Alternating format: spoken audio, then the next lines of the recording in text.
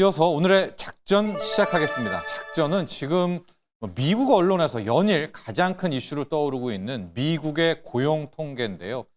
자, 저게 반 트럼프 측의 조작이냐 아니면 단순 오류냐라는 그런 논란입니다. 뭐 조작이든 오류든 어쨌든 지금 트럼프가 이야기하는 금리 1% 시대는 올까? 여기까지 이야기를 해보도록 할 텐데요. 제가 오늘 본격적인 이야기를 하기 전에 그림을 하나 먼저 보여드리고 뒤에 또 한번 보여드릴 텐데 여러분이 이 그림을 이해를 하셔야 앞으로 금리 급락에 대한 것들을 볼 겁니다.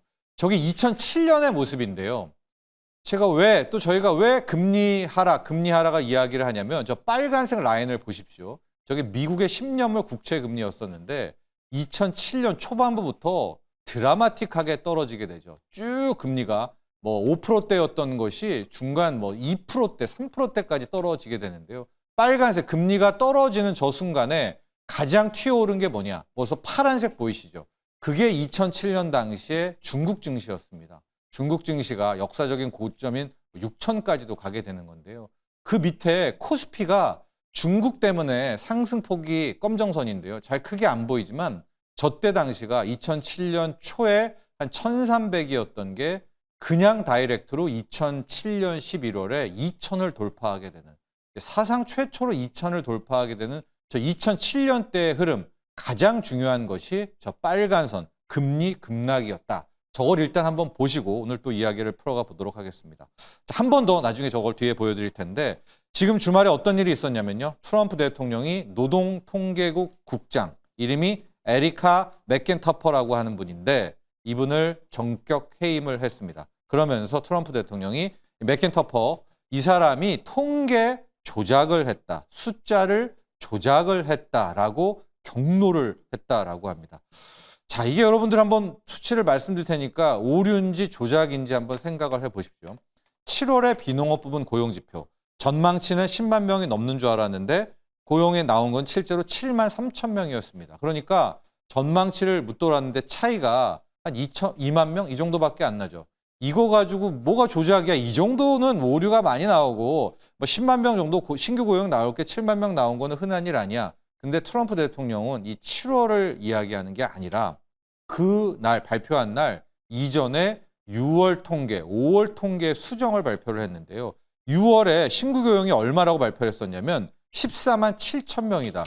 그러면서 미국 고용시장은 너무나 좋네, 고용 탄탄하대, 금리 인하 물 건너갔네 했었잖아요. 근데 이번에 고친 거를 보니까 14만 7천 명이 아니었습니다. 14,000명 폭감을 했고요.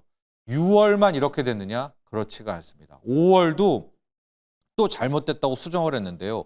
5월은 14만 4천 명이었다고 당시에 발표했거든요. 그래서 막 예상치 상회 고용 서프라이즈 했었는데 이번에 고친 걸 보니까 19,000명. 이게 좀 말도 안 되죠. 이게 14만 명 늘었다고 하는 게 실제로 14,000명. 뭐 14만 명에 19,000명.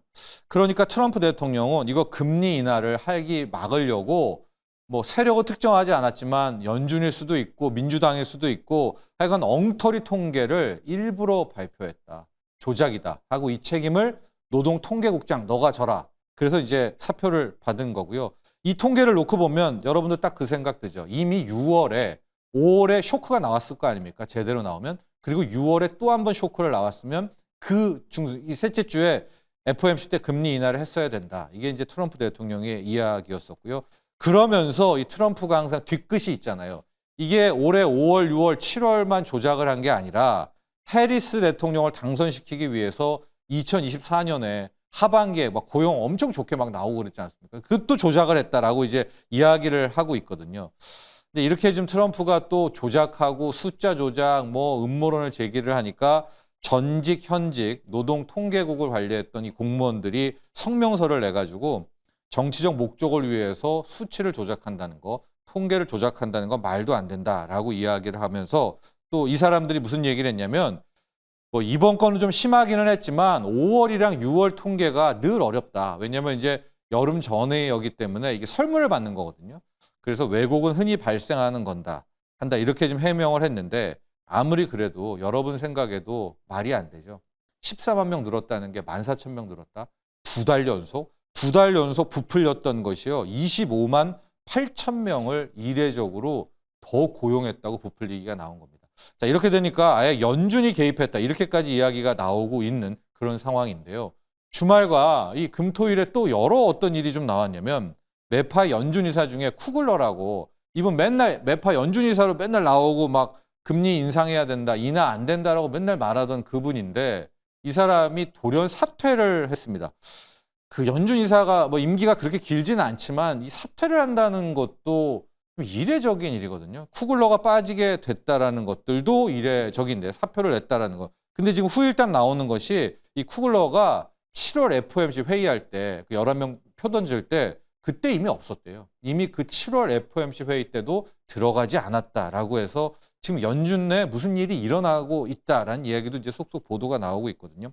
특히 7월 FOMC 회의는 저희가 그때 워낙 이슈가 커서 지난주 목요일 날 잘 못 다뤘지만은 무려 93년 이후 32년 만에 만장일치가 아니었습니다.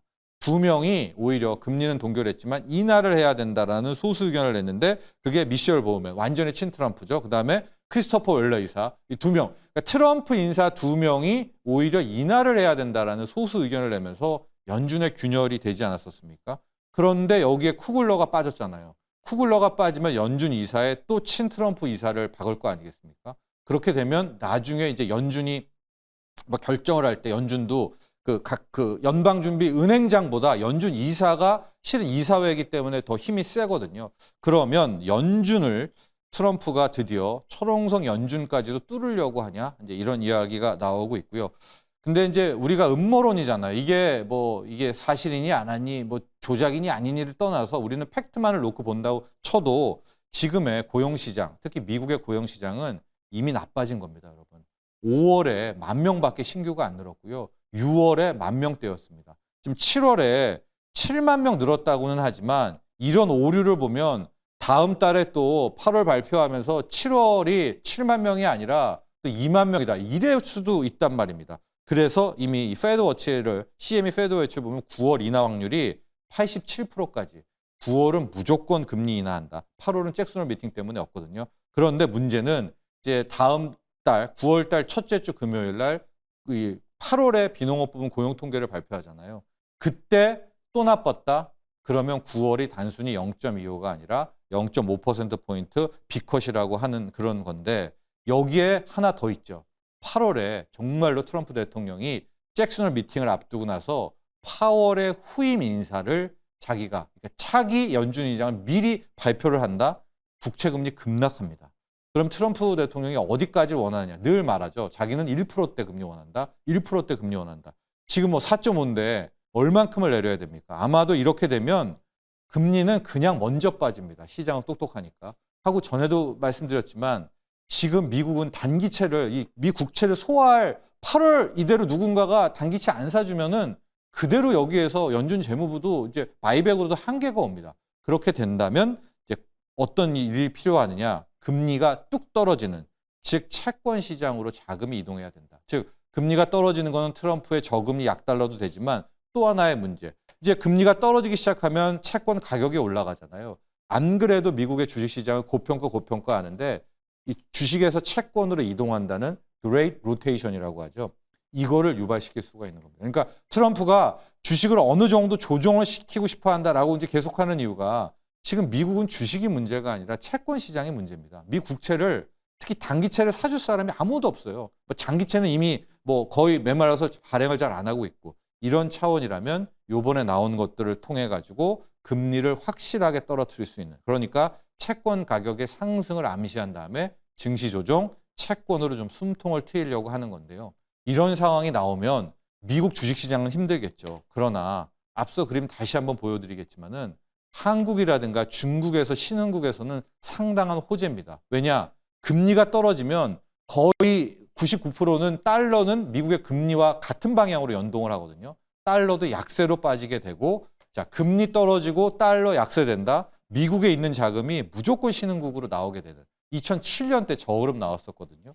그래서 저렇게 된다면 의외로 우리 국내 증시의 수급에서도 숨통이 트일 수가 있고 지금 중국은 미국과 대립각을 세우지 않았었습니까? 그래서 2007년에서의 히트는 저 파란색 중국이었다고 하지만 어쩌면 이번에서는 우리 K 증시가 나름 이제 호재를 받을 수가 있기 때문에 자, 일단 우리가 확인해 봐야 될 부분은 정말로 미국의 10년물 국채 금리 보시고 저 정도의 드라마틱이 나오려면 일단 10년물 금리가 4%대가 한번 깨져야 됩니다. 저 상황만 나오게 되고 트럼프의 이 파월의 후임 인사가 이야기 나오고 금리가 떨어지면서 달러 약세가 점입 가경으로 나오게 된다면 오히려 그때는 미국 증시가 조정을 받더라도 우리 하겠습니다. 우리 K 증시에 있어서는 오히려 호재가 될 수 있다는 점까지 기억을 하시면서 자, 오늘의 작전 미국의 금리 급락 그 이전에 고용시장에서 나왔던 이 통계 오류들 이미 노동시장은